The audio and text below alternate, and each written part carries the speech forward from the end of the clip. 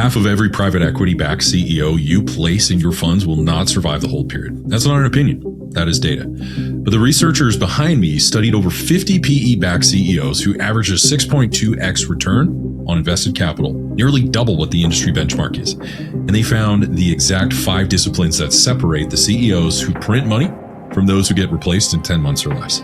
So if you invest in, hire, or operate a private equity-backed company, what you are about to hear is the difference between your best fund and your worst. All this and more coming right now. Here we go. Taavo, Sam, welcome to the show. Great to be here, Ryan. Thanks so much for having us. We are really excited to be here and to share how private equity-backed CEOs may double their returns using a proven 5-point framework that came out of our research starting today. Oh, wow. That's amazing. So let's dive in. I know from your book, The 5X CEO, and all of your experience in executive leadership coaching, your CEOs and from your research are showing the 6+X return. So the results that you get, all research back. I'm so excited to get into this. I absolutely love your book. So you guys have studied over 50 PE-backed CEOs who've averaged that, 6.2x return on invested capital, nearly double what most private equity firms target. So my question for you, tell me, what is the single biggest differentiator between the CEOs who hit that number and maybe those who do not?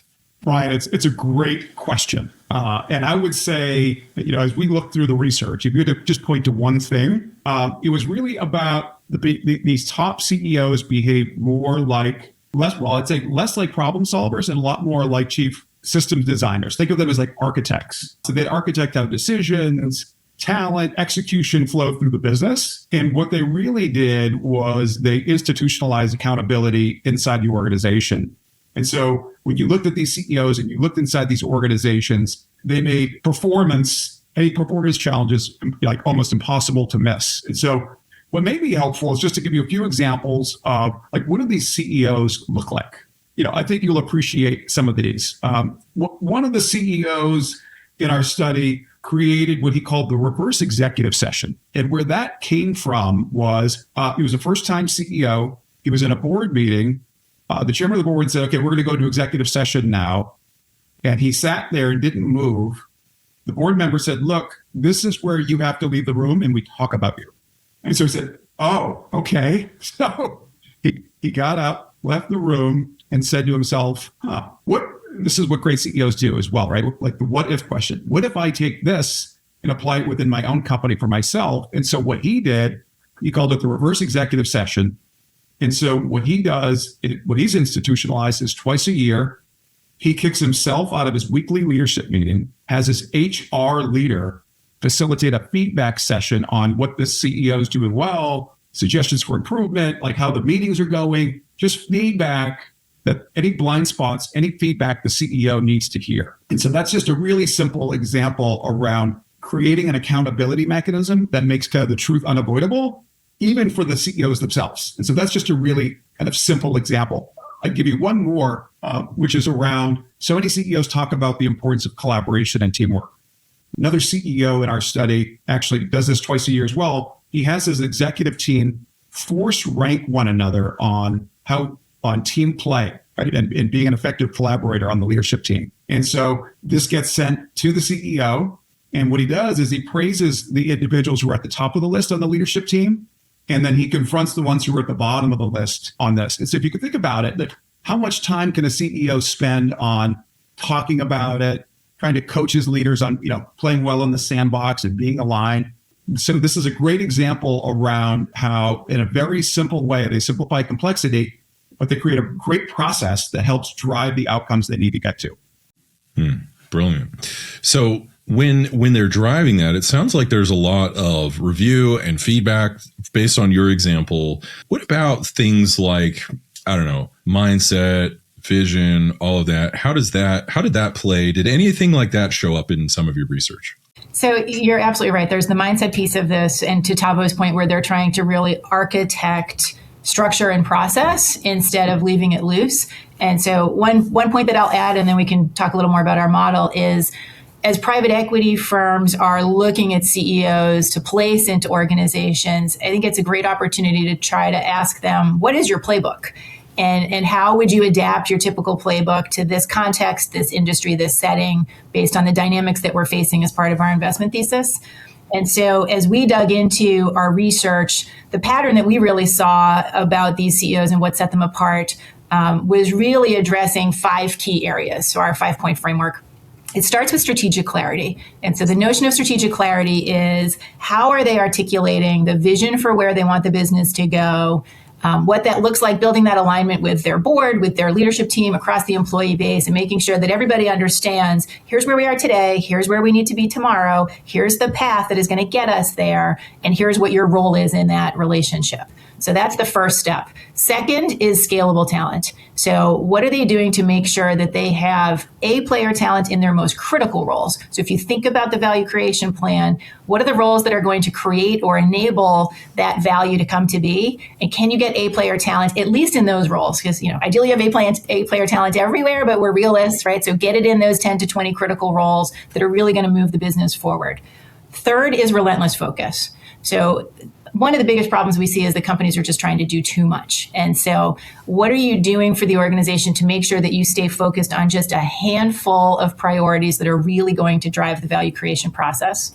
Fourth is disciplined execution. And so instituting a management operating system that provides visibility, the accountability that Taavo mentioned, using dashboards, using KPIs to really track and assess progress against your strategy and your priorities, and to be able to adapt quickly when needed.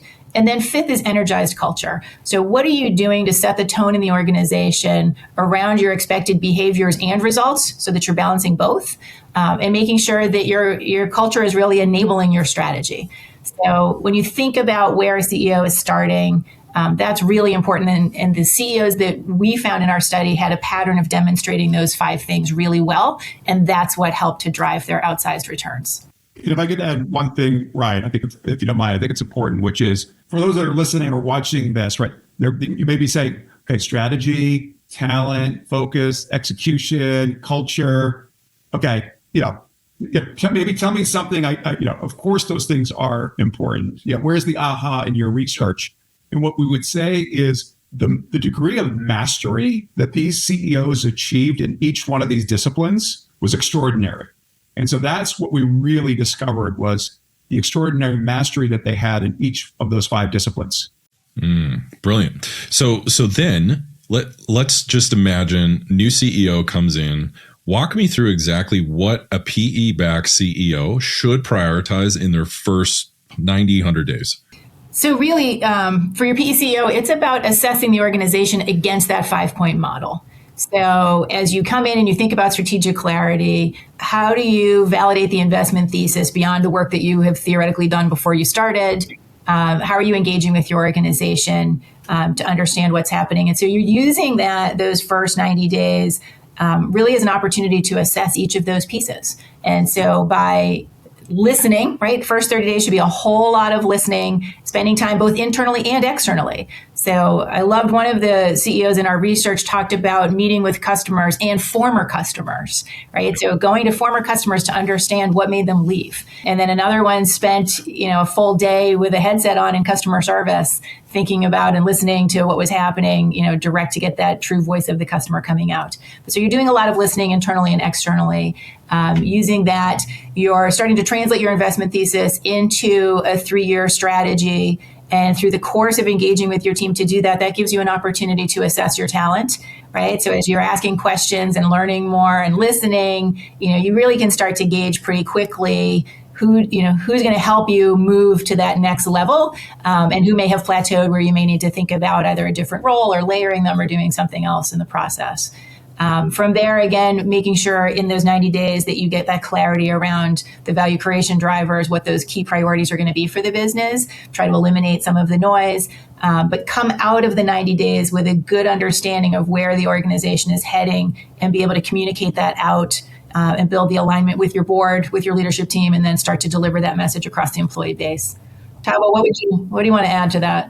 Yeah, a few things. I think this is such a great and important question, Ryan. One thing is how, that I think everyone in PE understands how important the first year of an investment is. And Santiago was a Blackstone partner they looked at 80 of their investments. And when they were on the investment case, at the end of the first 12 months, they had a success rate of about 80%. And so getting that first year right, and I think this is where we've been most valuable for our PE clients when they bring us in early into the investment to help accelerate this success and work with the CEO and the leadership team. But I would say that from a 90-day perspective, what the CEOs really need to do is kind of run two agendas at once, right? There's the business agenda that kind of Sam was talking about, and also this learning agenda as well. It's almost like a honeymoon period. And so the CEO really has to protect the learning part of it. They're not going to get another shot at it. So really protect it and really ask the questions, learn the business as much as you can. And I would say a few other things that I think are really important as part of the process itself.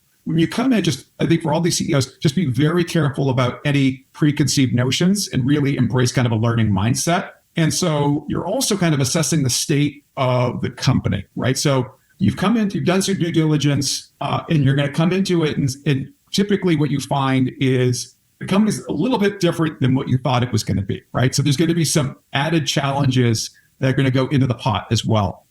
And there's also just great questions you could be asking. As an example, as you're interviewing your leadership team, you can be saying, you can ask this question, which is, what did you want to do under prior ownership that you weren't able to do? So if the handcuffs came off today, what would you do? And for a CEO, that really tells you kind of how strategic is this leader in front of me? So you're doing a little bit of assessment as well. And I would say the other thing that can get missed as part of this 90-day process is the CEO is not sharing with others about who they are, what they expect, what they're not good at, and also things, hot buttons they may have that I think is just really important for the team to know. Anyways, I just want to add a little bit more color around things that are also kind of important as part of the process. Brilliant. So when it comes in that you have these CEOs who they're PE backed, you're saying one of the first things, so the first 90, 100 days, some people, it's around the first 3 months when you're new on the scene, what are some of those successful things? And one that really stood out, and I think this will stand out a lot to those who are listening, is, and it gets missed because if it's a CEO, he comes in and he looks down the org chart and everything. But what you mentioned, Sam, is looking up the org chart. You didn't use those words, but he was saying you also have investors. You also probably have a private equity fund that is putting hundreds of millions of dollars on your performance and ability to do that. And you said one of the first things you can do, and I love that you brought this up, is validate the investment thesis and make sure that you align from there on out, is to say, it's cool to win at something, but we have investors, we have shareholders, owners, who are counting on us to win in a particular way. Maybe it's revenue growth, maybe it's market expansion, whatever that is. And so you said, hey, right out of the gates, yes, obviously, if you're hired for the CEO, you know how to work an org chart and to build an organization. But the one thing that I wanted to underscore, there was a lot, but I can't do it all. We'll read the book if they want to know it all. But the main thing is, what is the CEO also managing up? And I don't know if up is the right word, but he's managing to those external parties that have donated $100 million and we're going to do a roll-up strategy or whatever it is, and validating the investment thesis and ensuring that is shown throughout the rest of the fixes and the dials that you're turning and fixing all these things in the company, making sure that still goes to that true north of saying, hey, I also have people I have to report to in a board meeting, and they can get very awkward if they're counting on me to do X and I'm winning at Y. Yes, you're winning, but maybe it's important to validate that, to create that alignment between shareholders, investment thesis, and then how do you percolate that throughout the entire organization. So I love that. Anything else you can add to that? It's a really important point. And through our research, we also discovered that not every sponsor shares the investment thesis, which is kind of mind-boggling. And through our experience with clients. And so from a research standpoint, that was very much a part of the message, is not just making sure that the CEO understands the investment thesis, but really taking some time to make sure that the leadership team also is privy to understanding what prompted your investors to come invest in this business in the first place. And so something that Taavo and I do with our clients is support that kind of a conversation where we ask the PE team to come in and talk with the management team about the investment thesis, what motivated them, what they see as the opportunity and the vision for the business, and have some Q&A around that, because just that activity alone really brings a lot of clarity for the management team and understanding what the main drivers are and how that connects into the expectations and the strategy. And so then translating that thesis into that 3 to 5 year strategy and going deeper to understand, who is our customer? What is our value proposition? How do we think about the vision? What is that North Star that we're aiming for?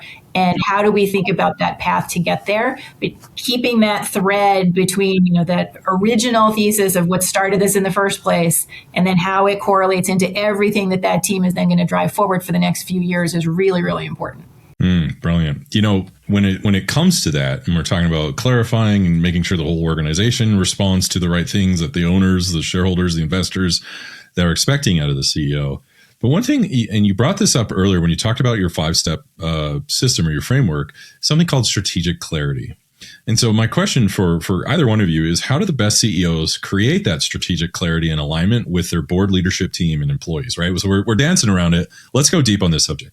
Yeah, I'll create a bridge for Sam. She's going to touch on this, but I think it connects to also the 90-day plan that we talked about, right? So the CEOs, as part of over those 90 days, they're not just listening, they're assessing, they're diagnosing. They're doing a 30-day readout, a 100-day readout back to the board around what they're observing. And I think what's key, what we found was, as I mentioned, that the first year is so important that when you talk about kind of speed at which these 5X CEOs operated at the end of, Sam mentioned, at the end of 3 months, they've got a semblance of a 3-year plan already for the business. And they've already starting to look at talent that they're going to look to upgrade at. So they may have searches already going on. So they're moving as fast as they can to prosecute the investment thesis. And as I mentioned, it really does start with that kind of that 3-year plan. And I'll let Sam jump in. I think all of those things, and what the pattern that we saw in our research was also the ability of the CEOs to really penetrate the organization with that strategic clarity. So when we see CEOs that struggle, it's often that the strategy is getting trapped at the top and it's just not penetrating where, mid-level managers and lower employees can really understand exactly where the focus is, what the priorities are, what they should be working on, and how they connect to it.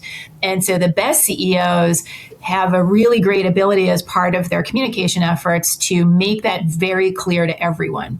And so in our case study in the book, we have a CEO who has a 1-page strategic plan format.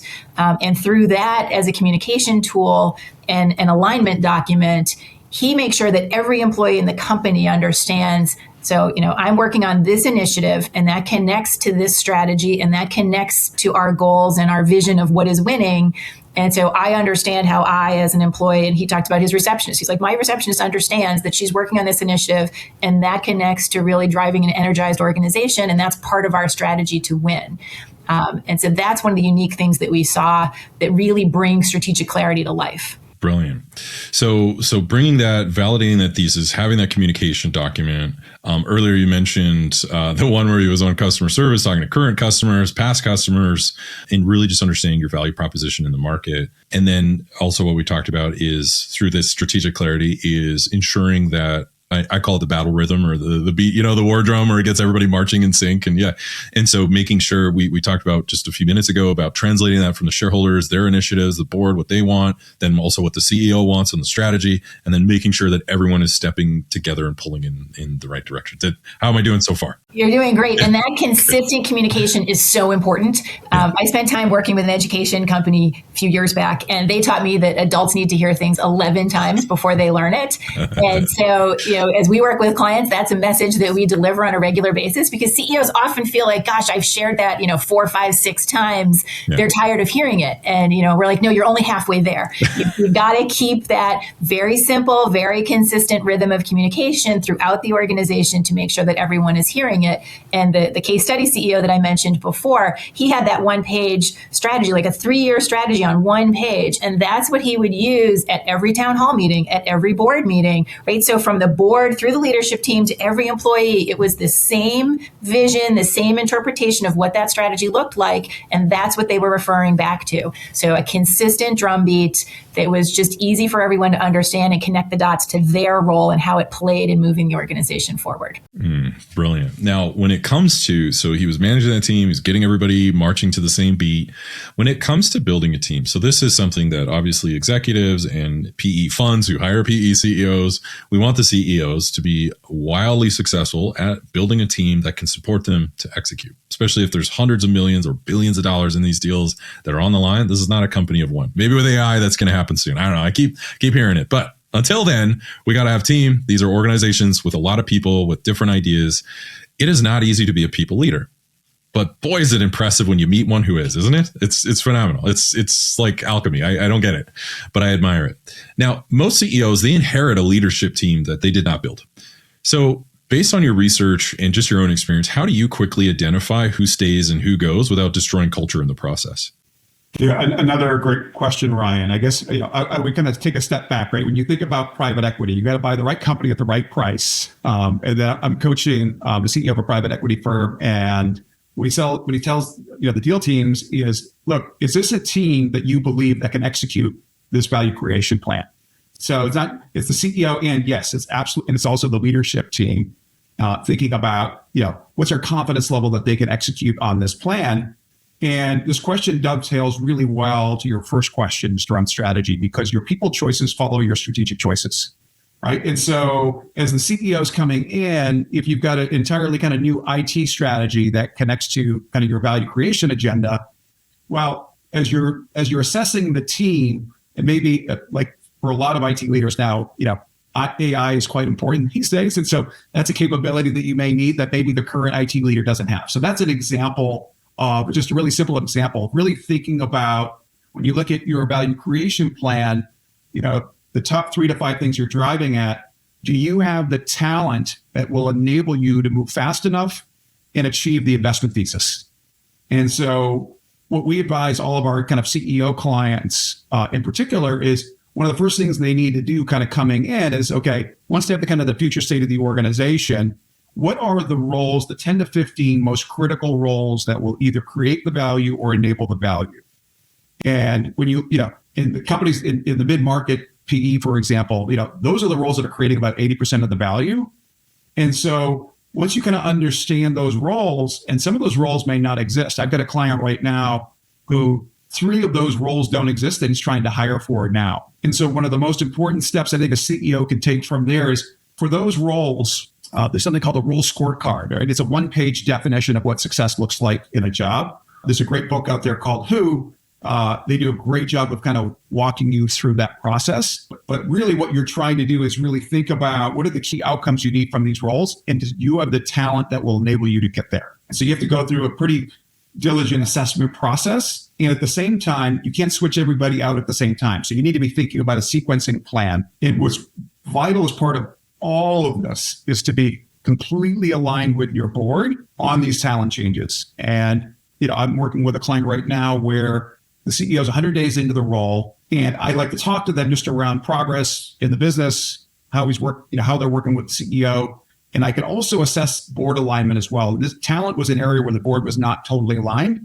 They each kind of had a different perspective on how fast to move on talent inside the organization. So I was able to surface that to the CEO to just get total alignment with the board around those changes. But I'll pause there, and maybe Sam has a few things to add as well. I would add, I completely agree about that board alignment. And along with that, from a private equity and board perspective, is making sure that you're acknowledging with your CEO that not every hire will be successful. And so sometimes, there's just a misfire sometimes.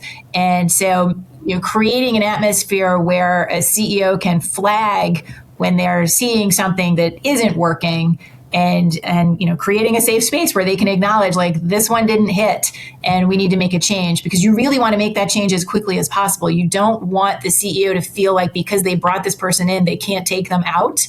And now you're going to tolerate less than A-player talent in a critical role. It's just not worth it. I think another nugget that came out of our research that I love is the notion of looking at the organization as it is today and the talent that you have. And this is a great tool to help that existing leadership team look deeper in the organization and say, if you look at this role and what's needed over the next 2 to 3 years, would you hire the person that's in that role today or not? Right. So again, it goes back to, the person who got you here may not be the person to get you there. And so if you honestly assess, the work to be done versus the skills that that individual is bringing to the role, is that the right fit, best fit, or do you need to make an adjustment? So it's another great way to help the CEO and the leadership team to think about what might need to shift. I love that. One of the things you mentioned, tolerate less than A players. This is it's funny you use the word tolerate because you're not the only one to tell me this. And sometimes you have to tolerate A players. So it depends on the manager as well. Now, one thing that I've found, and I'd love to get your take on this, because this is an issue that many PE CEOs and even PE firms have to do, right? Which is, okay, we talk about this kind of trichotomy of A, B, and C players, A, B, and C leaders.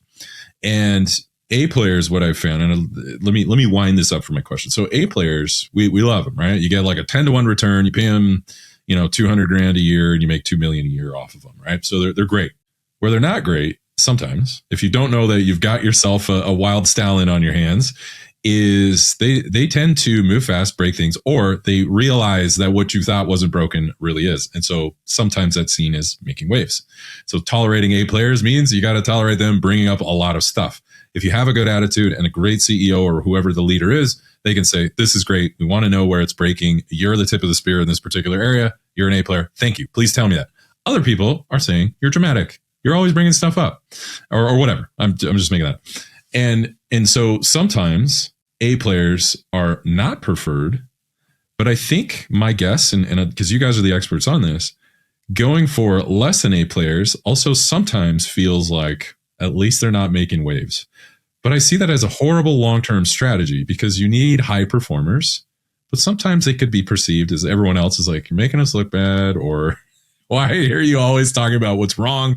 I just want to come and collect my check. And I got, Peter next to me in the stall next to me, always talking about how everything's broken. And it is, but nobody wants to fix it. And so hiring A, B, and C players, there's a mix. We say we'd love A players. What have you seen as far as how they recruit? How do they manage A players? Like, has your research looked into that and that hiring and that culture and that high performance? All of that can be exhausting if you're not ready for it. So this is why it was so hard for me in the early time of my career to be led, because I'm always like, I want to win as ethically, but as I want the gold medal. No matter what you put me on, I want to win. And that can be exhausting if the organization isn't ready for it. And sometimes, and I'll land it on this, it might feel like an A player in an organization or leadership that's not ready for an A player. You drop 1,000 horsepower engine in a 1982 Honda Civic, right? You're like, well, the engine's impressive, but it's going to rattle the bolts loose on everything else. It's not ready for that much horsepower. So how do the top performing CEOs, how do they recruit? They do that training.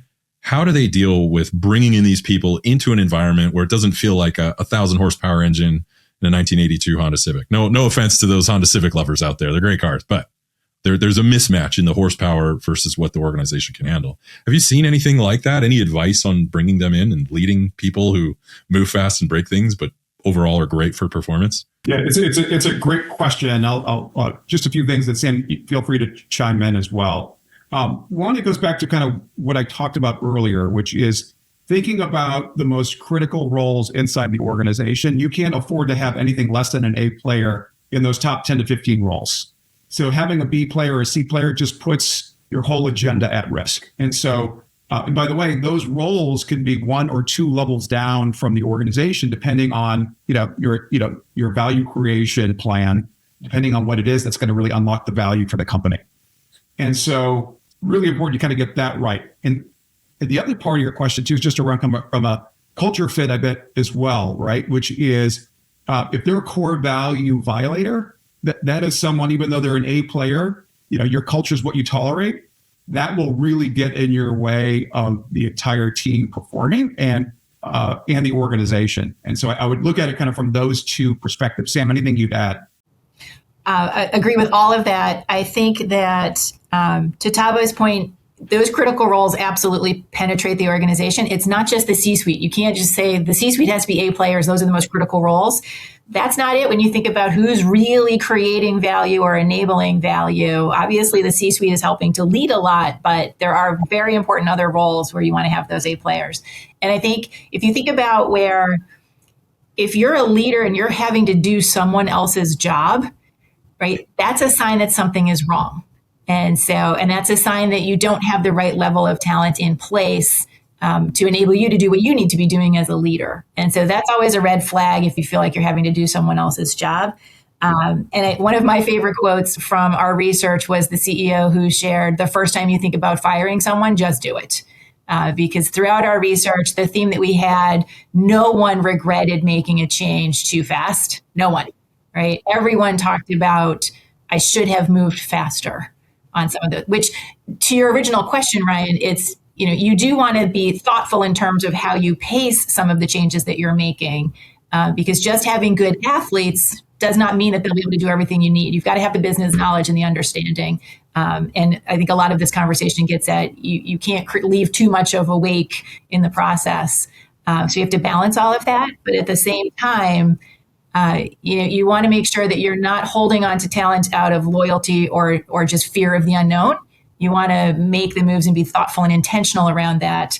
And I think that goes back to this idea of doing a quarterly talent review of those critical leadership roles and other critical roles in the organization, because that helps keep it fresh and thoughtful and intentional. I think the other side of this too is the CEO themselves, which is every CEO has an Achilles heel, right? Something that can get in their way of success.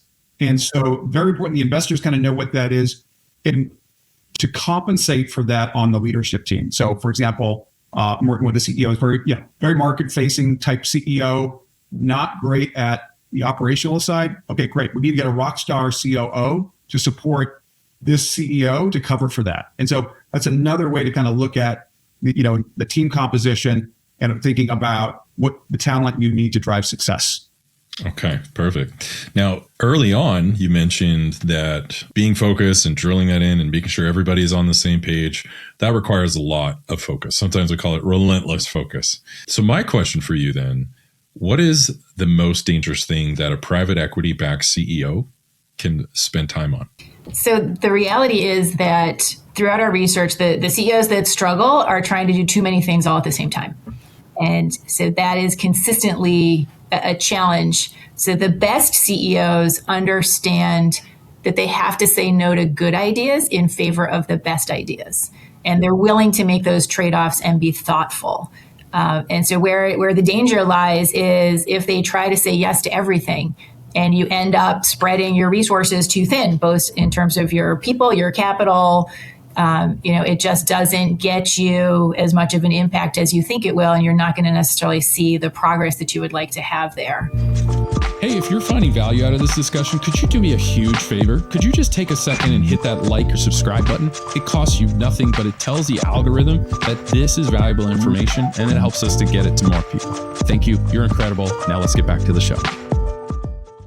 Yeah, I think it also comes back to the talent discussion as well. If the short answer is tolerating the wrong people for too long is also a huge challenge for these CEOs. And I think what can happen is, especially when we work with founder CEOs, that there's like the loyalty effect where they feel, this person helped to get this company where it needs to be, but what got you here won't get you there. It's a different level of talent that's needed next to kind of scale the business. Or they fall into a trap around, well, they're good enough. There's going to be so much energy to recruit and bring someone else on the team. And those are just classic mistakes that CEOs can make. And as Sam mentioned, just to really assess, are you doing any of their jobs? And that's an indication that you've got the wrong person.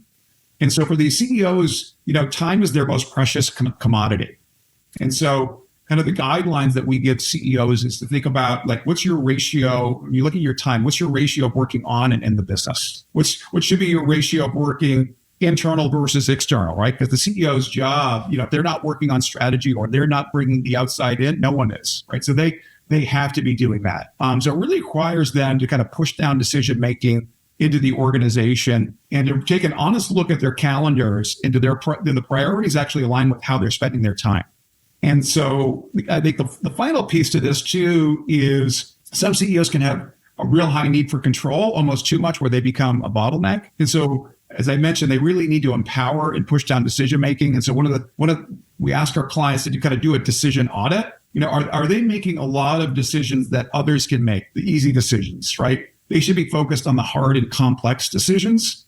And so those are just some areas from a time perspective that they can help assess. That, to Taavo's point, that was a red flag that we had. So as part of our research, we also spoke with PE firm CEOs, managing directors, operating partners. And one of the questions that we asked them was, what's a red flag for you in the first 6-9 months that you see a CEO enroll that may cause concern?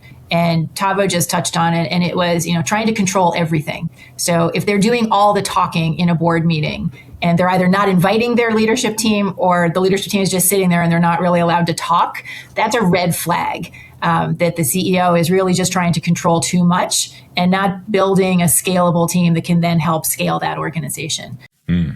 It's comical. So this is meant as a joke, and I wish I was joking, but it's often, so there's a movie, one of the series in the Shrek movie, they had Rumpelstiltskin. And I remember he was like this tyrant leader in this alternate dimension. Bear with me, I am going somewhere with this. But he did one victory dance and he was like, nobody's smart but me. And so you got to be careful that although by the time you're at the executive, or ELT as many companies call it, the executive leadership team, and you're in these meetings, and sometimes it's that Rumpelstiltskin leader that you're talking about. It was like, nobody's smart but me, therefore I shall talk, and and sometimes these magnanimous leaders, great, well-intended, wonderful people, but sometimes, and you've underscored this a lot, both of you, and you do that in your book, is talking about a listening tour. And listening is actually one of the things, not necessarily speaking, but when they do, it's great, but not in the sense that nobody's smart but me. Like that's a very off-putting, hard to march to that war drum. But when you go on that listening tour and say, well, actually, we're all pretty smart, or none of us would be here, nor should we be, if we don't know what the heck we're doing. And so these recruiting CEOs, I think what you're saying is too much control. Nobody's smart but me. I control everything. This is a dictatorship. They don't say that, but the organization and investors and customers, they feel it. Somehow they feel something's off. We have a competitor. And so coming in and listening and making sure that you're not coming across as this braggadocious type of leader that nobody's smart but you. Anything else you can add to that? Or have you seen some of that in your research, and maybe bring me up to speed on some of those, what I call the Rumpelstiltskin leaders? I think this goes back to where we started, actually, in Taavo's comment about, the best CEOs are those chief architects and really putting that systems and structures in place and not just solving problems. And this reconnects to that, where the best CEOs are positioning their leadership team to work the business, right? So they are working in the business. They should also spend some time working on the business, but you really want to free up the CEO to work on the business, to have that open time for free thinking. In our research, we asked what percentage of your time is scheduled versus unscheduled. And it ended up being about 50-50. Obviously, there's a little ebb and flow, but it was about 50-50. So the best CEOs are leaving half of their calendar available to coach and mentor their team, to engage with outside parties, to bring external perspective back into the business, to have white space to think about where the business is going. And so that's where you want to really keep that balance. And that means you can't be controlling everything. You can't be making every decision. You have to be able to step away and empower your team to be able to drive and execute against the priorities that you've set and this vision that you've created. I love that. And, before my next question, I think what the antithesis to the Rumpelstiltskin leader, it's almost like a watchmaker, isn't it? So you wind the watch, you build the watch, and then you click start or whatever it is, and you let the thing run. So it sounds like you keep me honest. I'm just translating what I think I'm hearing, but you're the researchers. You guys are the experts. So it sounds like great CEOs are great at building the watch, letting it run and let all the pieces work together. But they maybe every once in a while, they'll open the back, take a look, make sure it's good, grease any gears, but allow that to go. And some of the worst ones are saying, I'm the gears, I'm the watch, I'm time itself. And you're like, whoa, this is not going to end well. Would you say that's a fair metaphor or personification of a great CEO is more of a watchmaker than kind of the I'm king? And absolutely. And so another lens for that, by the way, another way to look at that, the CEOs that are not going to make it, or is when the environment is controlling them, they're not controlling the environment, right? The company's controlling them, right? The firefighting versus they're really acting on the company and changing the business, bending the growth curve for the business. Right. So that goes right to the original question of what are some of the worst things they can spend their time on. And then, so that would tie into it. I love that. That was really cool. I love that answer. Now, when it comes to execution, that's a big part that not only the CEO, But everybody in the organization, as I always say, and I say in my companies, we get paid to finish things, not to start them. So we have to execute, not just have good ideas that stop halfway to the finish line. So when a leadership team has the right strategy, but they do keep missing targets, what do you recommend CEOs or investors of those companies, where should they go looking first? I start with first the leadership team, right? So do you have the right people in those roles? And that kind of goes back to the conversation we were having about talent. Assuming that you do, and the team is not hitting their targets, then I think you have to look at your management operating system. So do you have the right meeting cadence structure? Is everyone, again, aligned on what the priorities are that they're moving towards? Do they understand what the goal is and the metrics for what success looks like?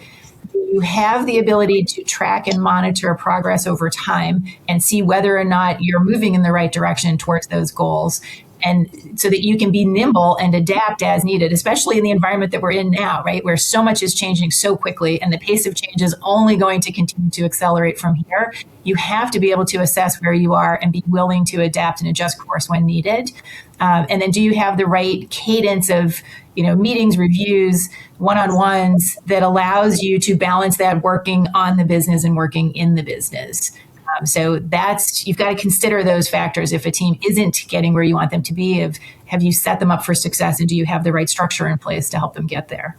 I think a lot of CEOs miss this, which is it's not just you have the right talent in the right roles, in the most critical roles, but are those roles designed the right way? So sometimes we've seen it where a role can be designed so poorly, which it really should be two roles, that no one can succeed in that role. So I think the first question a CEO has to ask from a talent perspective on this is, are these roles set up for success or not, right? And so they go to look at the person, but are they just designed the right way? And I think the other side of this, and this goes back to kind of the PE sponsor as well, which is they need to take ownership as part of this as well. Like we've seen, deal teams, they're overstuffing a value creation plan with way too many initiatives. And so there isn't enough capacity inside the organization or within the leadership team to actually really execute on all the things that they're asking them to do. And then they can also become a bit of a distraction as well, where you're seeing junior team members maybe not coordinating with the senior leader. So the private equity firm aren't aligning internally before reaching out externally to the CEO and leadership team. And so there's a lot of noise and a lot of requests and reporting that they're asking for that just aren't moving the needle. And then what's worse is the leadership team may not hear back after they're sending them the information that they're asking for. And so where's the value there? So anyways, just a few more kind of another side of it that can get in the way of performance. Okay.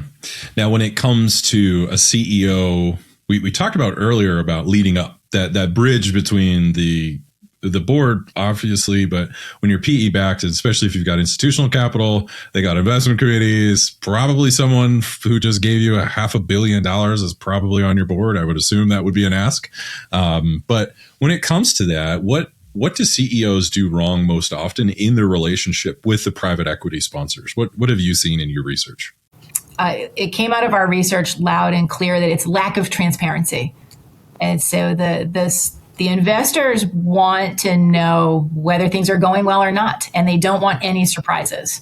And so for CEOs, the mistake that we heard in the research was, being hesitant to share, and lots of reasons behind that, right? Whether it's fear or wanting to try to get all the information and figure out a solution before they communicate the issue.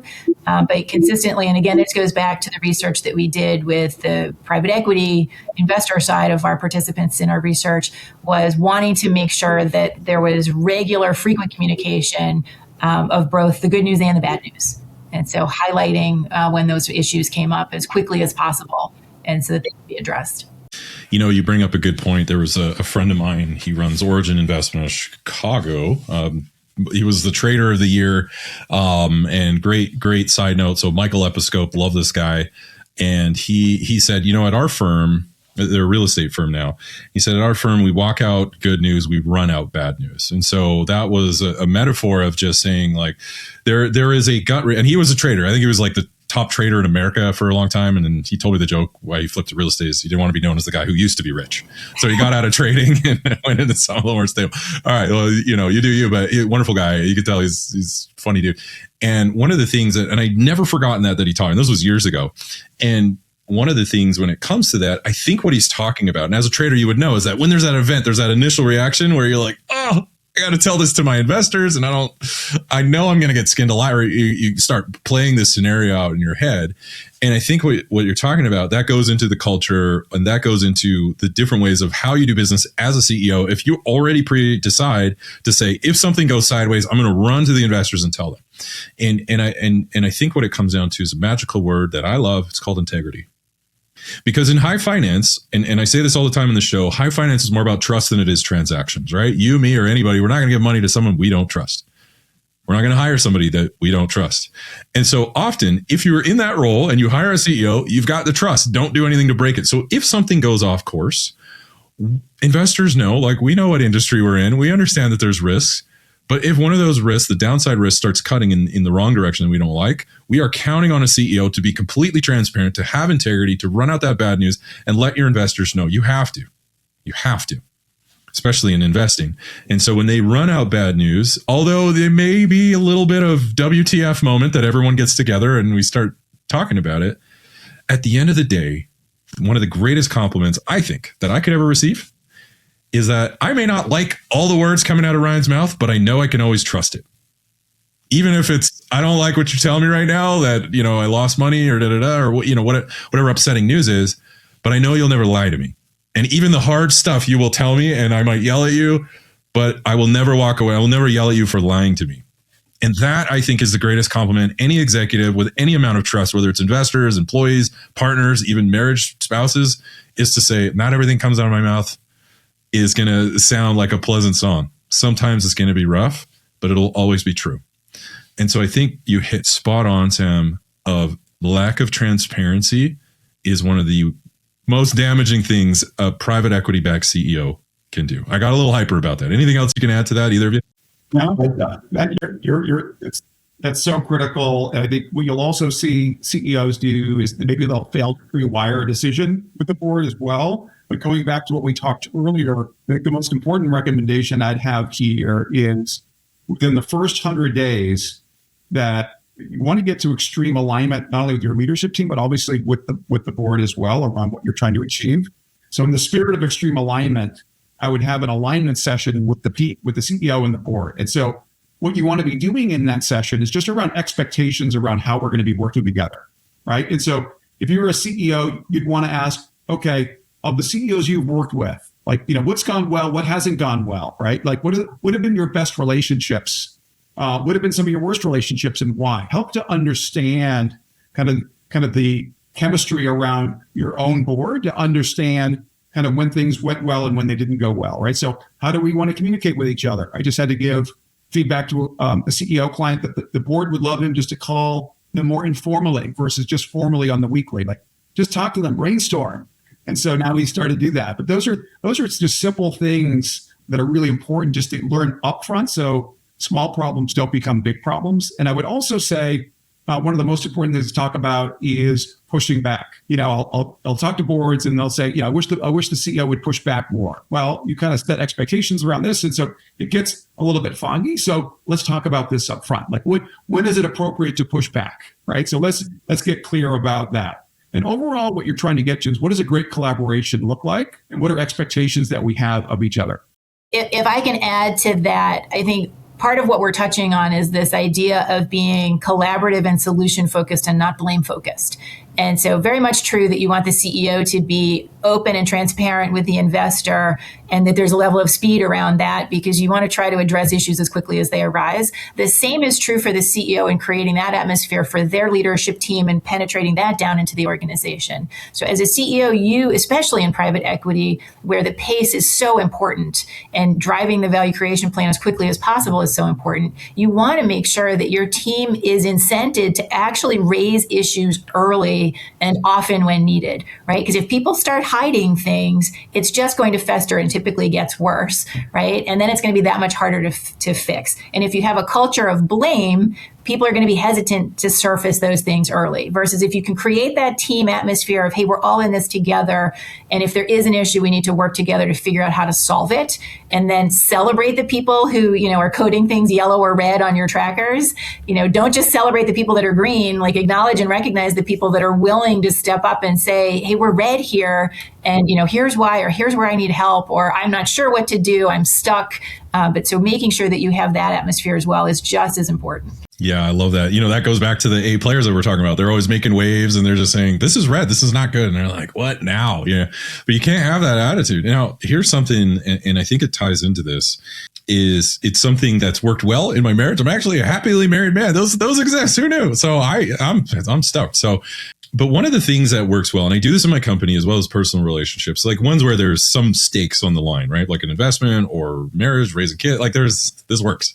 So I'm giving a universal tip, hopefully, which is when there's any type of disagreement or some kind of friction, right? Something we expected A, we kind of got B, what the heck happened? Right. And then the finger, you're talking about the blame and, things start coming around. Now, one of the things that has worked wildly well, and I set this expectation in all of my companies that I run, which is if there's ever a disagreement, please remember that it's not you versus me. It's you and me versus the problem. And so please, if I pissed you off, please tell me, because odds are very high that I did not mean to. And I'm just being that guy who makes waves and rocks your boat a little bit. Don't mean to. But please understand that if there's an issue, it's you and me versus the problem. Do not make it personal. Do not take it personal. But it doesn't mean you're not upset. And it doesn't mean change doesn't need to happen. But blame is not helpful. And so if you have CEOs that blame, which is not great, I would assume. But if you have that culture, which comes from the top, that says, hey, look, it's not just me. It's not just the executives. That's just how we do things around here. Is if there's ever an issue, just understand we get paid to solve problems. We say that. I say that in finance. We get paid to solve problems. And so as you fix things, as you renovate things, that's probably why the investors invested in this company, because they're expecting us to solve a lot of problems, which can be a little upsetting. Now, when it comes to my final question on investor relations, you mentioned something about a certain time frame that PE firms tend to look for a new CEO. How long can a CEO underperform? And, it's the whole company, but they look at the CEO. How long can that underperformance happen on average before you've noticed PE firms look to replace that CEO? How long do they have to underperform before they're out? It's in the introduction to our book. And we found research that 10 months of underperformance, the private equity firms, they're starting to look. And and as you've got to make the change when you need to make the change, but it's also very disruptive. But there's a 5-year sprint to getting to a 3x return. And so, performance is at a priority. Okay. So CEOs out there or PE investors just know on average, it's about 10 months. And if your CEO can't turn it around in 10 months, sounds like you're right. You're in good company to say, maybe, we had high hopes. It's not working out. Maybe we start recruiting another one. So I love that. That's really, that's not fun to experience that on either side, investors or the CEO. But the thing is, like I said, we get paid to get things done, not to start things. And so getting things to the end zone is absolutely vital for a PE CEO. I love that. And Ryan, it goes back to everything we've talked about, right? Of how are you working to make sure you stay aligned with the investor and that original investment thesis? Are you being transparent around the status? Are you building credibility over time and confidence from your investors and your board that you're moving and heading in the right direction?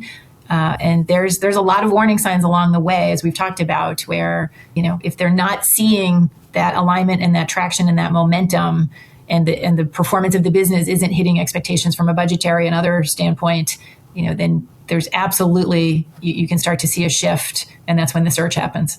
Yeah. So, speaking of maybe, as we say, tripping over your shoelaces, you said that 50% of private equity backed CEOs do not survive the hold period. What is it that kills them?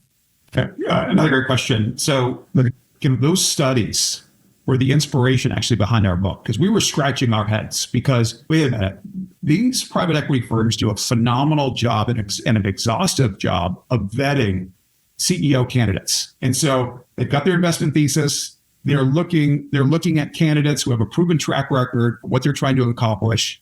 And yet more than 50% don't make it. And so what it tells you is, a couple things. One is on the private equity side, maybe as we talked, maybe they're overstuffing the value creation plan, or they're not supporting the CEOs in a way that, and the leadership teams that they should be. But a lot of this is on the CEOs themselves. They're not adapting or evolving fast enough to scale with the business. And so one of the things that we've kind of observed is, and a lot of the CEOs can't handle the pace of private equity as well. We have a line in our book about a CEO hired someone from a public company. And what they didn't understand and what they had to kind of make this point clear is what you needed to deliver in a quarter, now you need to deliver it in an afternoon. That's kind of like, it's just trying to hit home the point around the speed and urgency of private equity. And so what we see what I call slow twitch CEOs or fast twitch CEOs, right? Slow twitch, they're not making decisions fast enough. They're not creating robust operating rhythms. They're holding on to the wrong talent for too long. Those are kind of the slow twitch type CEOs. And those are the ones that aren't making it. But for a CEO to really be thinking about making sure they're creating feedback loops so they're adaptable, agile, and they're going from 1.0, 2.0 to 3.0 as part of their own CEO leadership journey along with their team. Brilliant. So, when it comes to CEOs and working with people and you working with them, what do you do in a coaching system that most CEO executive coaches never do? So there's a lot of great coaches out there. I think in terms of how we approach our work is really focused on accelerating value creation. We work very closely with the CEO and the leadership team. Oftentimes we're brought in by the PE firm to bring that support.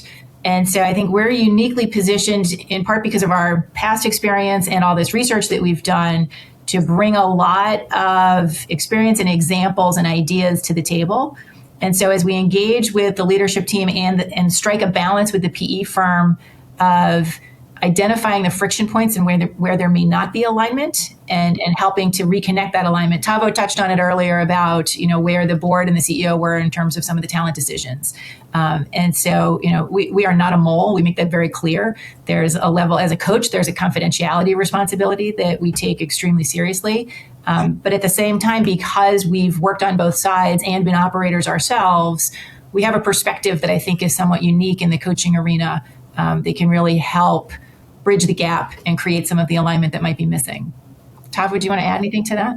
Yeah, a couple things. As Sam mentioned, right? So we've done kind of the research around the formula for CEO success in private equity. So we bring a lot of that data into not only our relationship with the CEO, but also the private equity sponsor and also the leadership team as well. And we've built an assessment that helps us to uncover the friction points in an investment. And a lot of these things can be very opaque to the private equity sponsor, just around, they're not sitting in the weekly leadership team meeting, right? So there's a lot of things that they're not seeing with the investment that we're helping to identify and rectify. And I would also say, I think what's unique about our work is we work kind of on both sides. So we coach the CEOs of private equity firms, partners, and we're also coaching portfolio company CEOs. So we sat in partner meetings at private equity firms. And so we see both sides. So we really understand, what's really needed to be effective and successful. Okay, brilliant. Now, so you've seen that firsthand. So my question for you is, when a CEO has to make a high stakes call with incomplete information, because that never happens, what framework would you give somebody or recommend that a CEO would follow for them to make a high stakes call with incomplete information? For me, it starts with first understanding what's the problem they're trying to solve and how much time do we have, right? Like, do we have 5 minutes, an hour, a week? And so that's really important to first understand that. And then based on the problem you're trying to solve, you're trying to clear away the rest of the noise and thinking about, who are the stakeholders that need to be involved in solutioning that, and how do you sort of assess your different options and prioritize. So there's a lot of options around that in terms of frameworks. I'll pass to Taavo to add in some more perspective on some of the different frameworks that we like. As Sam said, CEOs are just too insular, right? They're not bringing in the right people to help solve the problem. It's a big challenge, and the ones that don't make decisions fast enough. But at the end of the day, you have to be anchored to the investment thesis. That's the North Star. And so that's how CEOs need to be thinking about decisions they're making. And again, as I mentioned earlier, they should be focused on the hard and complex, not the simple. And so you have to also be thinking about, what's the risk associated with the decision? Is it irreversible, right? And I think what can happen too CEOs can make a lot of assumptions and leadership teams. And so you have to really focus on facts and data. The really good CEOs focus on facts and data. They do not allow opinions or assumptions into the room. That is really the foundation to making really good decisions. And also for CEOs, we'll often ask them, like, what's your decision-making lens? Like, what's your framework for decision-making? And just a really simple example of that would be the CEO we work with every decision that he makes, he thinks about the impact to customers, employees, and also the shareholders. And so if all three are benefit, great. If one is impacted out of the three, okay, we have to take a harder look at this. If two are impacted, okay, no, we're not moving forward.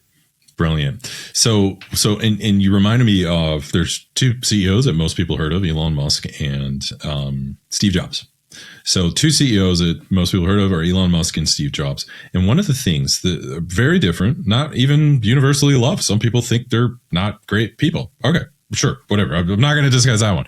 But one of the things that they do have in common that I've heard many people agree on is their ability to cut through the noise and get to the signal. And I think that's exactly, Taavo, what you were talking about, is to say, hey, we deal in this.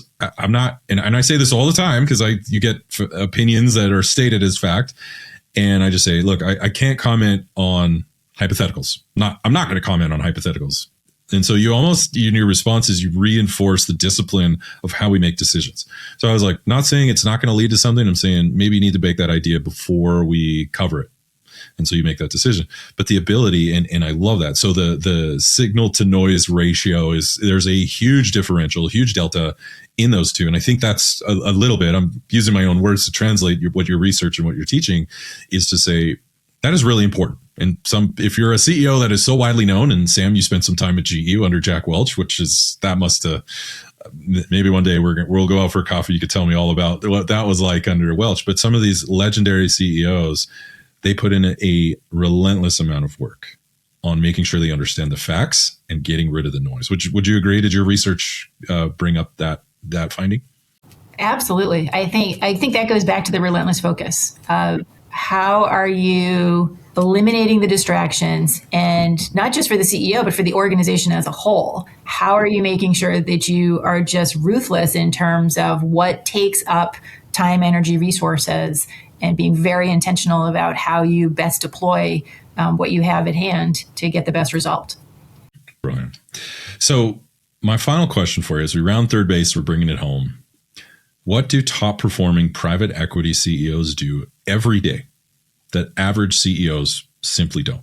Yeah, I would say they really are the standard setters for the organization. We haven't talked a ton about culture today, but they do every day, every minute, they are the standard setters for the organization. What's interesting too about these CEOs is they really simplify complexity. So every single day, in terms of how they communicate, the systems that they built inside their organizations, what you see from these CEOs is they're able to remove the clutter, to simplify so people can do their best work. And you talked about some of those legendary CEOs, and it's something that we found in our study as well. And when I say this, I almost cringe a little bit, but it's just, I think it's just accurate, which is in many ways, the CEOs in our research were relentlessly intolerant. Like you talk about high standards. No, they took high standards, I think, to another level. But they did it in a way where they still created followership. There's just a real honesty about performance, about if people are doing things right or not. And so I'll give you just a really simple example that kind of combines kind of simplicity with kind of this high standards perspective. I was doing a 360 for a client, one of my most successful clients, and the executive was sharing with me how he just received an email from the CEO, and the email read, your work on the CRM is not meeting my expectations. It needs to change. That was the email. And so yeah. I said to the executive, he's like, I know exactly what he means. I know exactly what I need to do. And he made the changes that week. So that's just a really simple example of just like how these CEO operate every day.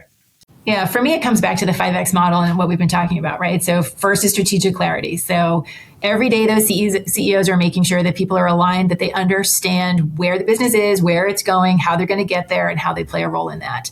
And then two is scalable talent. So every day the CEO is thinking about where is my talent deployed? Do I have the right people in the right roles at the right time? And are they positioned for success? Third is relentless focus. So every day, are we really paying attention to what we should be paying attention to, or are we getting distracted by something that we shouldn't, right? So what are we saying no to is just as important as what are we saying yes to. Fourth is disciplined execution. So do we have the right cadence and structure to support everybody in understanding, where are we? What's our status? Do we need to adapt and adjust? Do we have that cadence around our efforts? Are we balancing working on and working in the business appropriately? And then fifth is energized culture, which to Taavo's point, what behaviors are we tolerating in the organization? Because that matters just as much as the results. And how do we make sure that we're really leveraging the organization to drive ourselves forward? Brilliant. You reminded me of my last assessment. So the company I was a CFO, wasn't CEO, and that, you guys know my personality. I like being the ghost in the machine, but I can step up and do it if I need to, but preferential, I'd let someone else do it and I'll back them up. But one of the things that came in is they were getting ready to sell and they wanted leadership training, culture training. And this is a story, you remind me, I totally forgot about it. And they interviewed kind of mid-level managers and kind of save the executives for last. And so by the time they got to me, they'd interview a lot of the managers, the vice presidents and everything. And I was running like 5 divisions. It wasn't just finance. It was HR. It was back-end customer. It was legal. It was lots and finance. And I had to transform all of it. And I walked in and they said, Mr. Miller, we're excited to talk to you. We've heard a lot about you. And I said, oh, this doesn't, I don't know, maybe this is good or maybe this is bad. And so they walked through and they asked me a little bit about what I do, how do I handle situations, and just talk. It wasn't high pressure at all. But this was commissioned by the acquiring firm to be like, I knew what it was. And so they want to understand how do things work, and is this the kind of company we want to buy into? And so they hired this HR leadership type of company. And I remember that they leaned, there was 2 guys and one leaned over and I heard what he said. He said, oh, he's definitely a level 5 leader.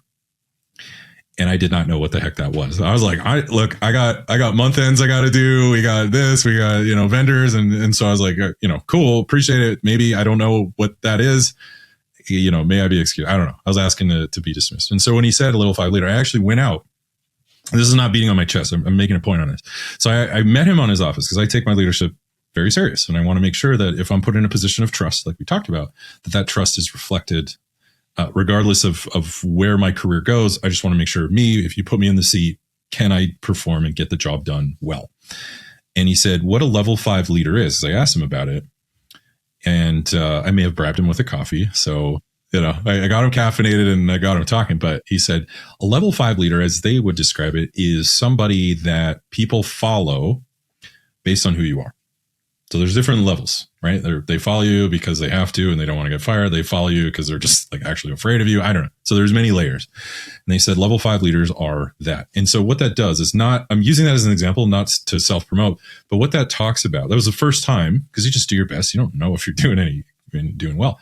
But what that talks about is that goes back into the culture and the values that have to start at the top. And so I guess according to their research and maybe some of yours is that some of those people who are great people leaders, they used to call me the internal Tony Robbins. So I'd host these town halls and they're like, why is the CFO doing it? And I'm like, right, maybe I'm being Rumpelstiltskin. I don't know, but hopefully not. And so when it comes down to it is putting those leaders in place that who they are at the core is someone that people want to follow, not have to follow. Yes, we all know you have to follow what your boss tells you. That doesn't end well. But it's saying like you as a person is someone that I want to follow. You actually listen. You don't make me feel stupid, but you also set yourself at a high standard. And I'm kind of into that. I want to have those high standards.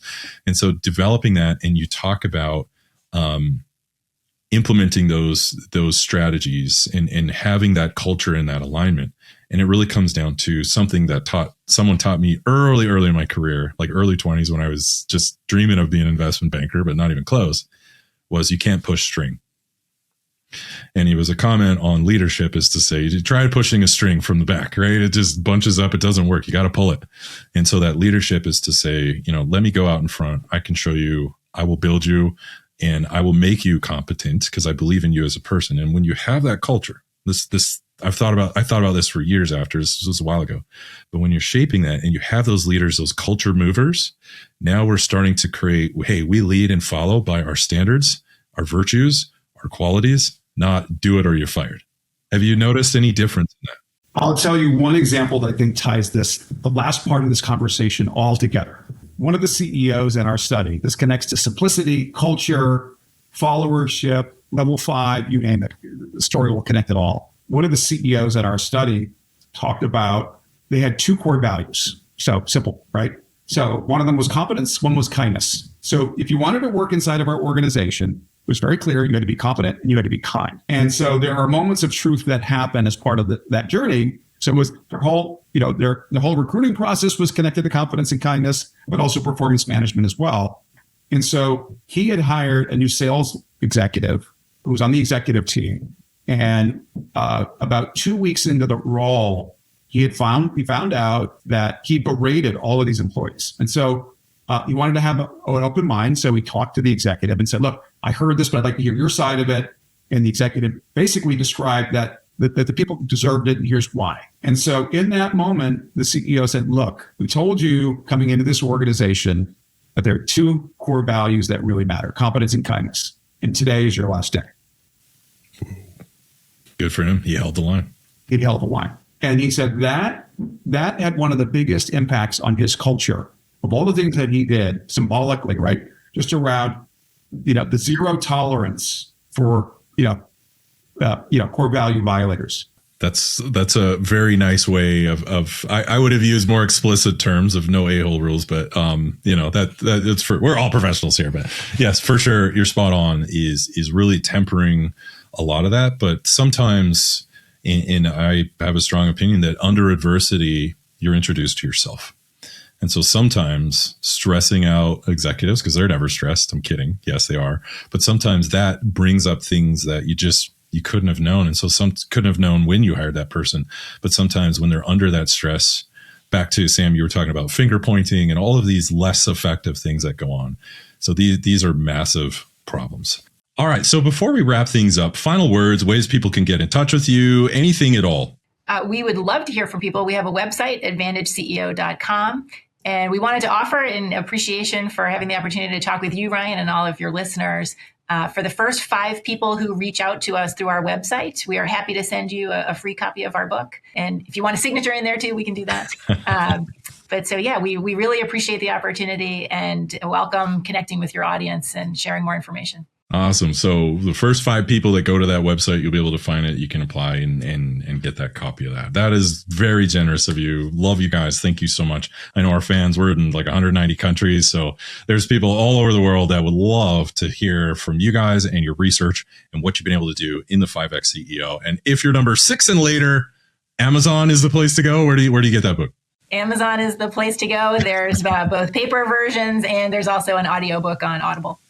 All right. Perfect. So just to summarize everything that we talked about, create clear guidelines. When you come in as a CEO or you hire someone, if you're a private equity fund manager and you hire a CEO to lead that, make sure that there are clear guidelines, both from you and as well as to you. The other one is practice that radical transparency and ensure your strategy aligns with what your investors need done. Yes, lead your organization, but you as the CEO in that organization, you're part of someone else's organization known as a portfolio. So you got to make sure that you are also hitting the mark from that. And so that radical transparency needs to be there. And finally, lead from the front and seek to get people to follow and lead from who people are at their core. You do these things and you too will be well on your way in your pursuit of making billions.